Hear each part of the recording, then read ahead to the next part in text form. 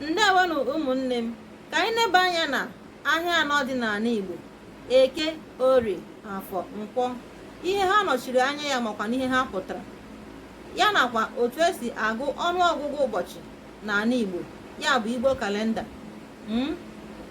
nakwa mba ndị ọzọ n'ụwa.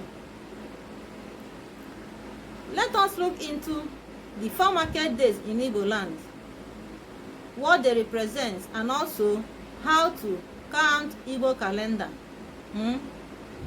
Before we go on, hit the like buttons and subscribing bell to follow us each time we come online. Let's start. There are 4 market days in Igbo land: Eke, Orie, Afọ, Nkwọ. Eke represents fire, power, and the creation.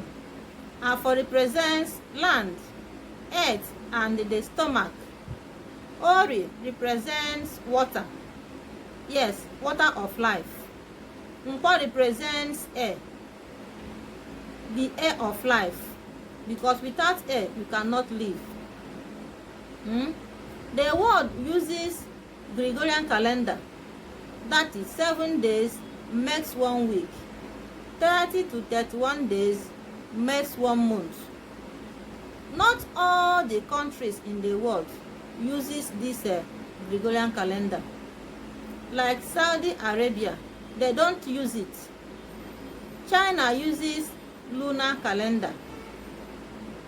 While Igbo calendar is 4 days makes 1 week, that is 4 market days makes 1 week, and the 7 weeks makes 1 month, that is 28 days makes 1 month in Igbo calendar. And everything that happens in Igbo land happens within these 4 market days. Ihe anyị na-ekwu bụ na ọ bụ izu ụka 7, ọ ya bụ otu ọnwa n'ala Igbo. Then abalị 4, ọ ya bụ otu izu n'ala Igbo. Otu a ka ha si agụ. Abịa n'otu ọnwa, ọ bụrụ abalị 28, ọ ya bụ ihe pụtara otu ọnwa n'ala Igbo.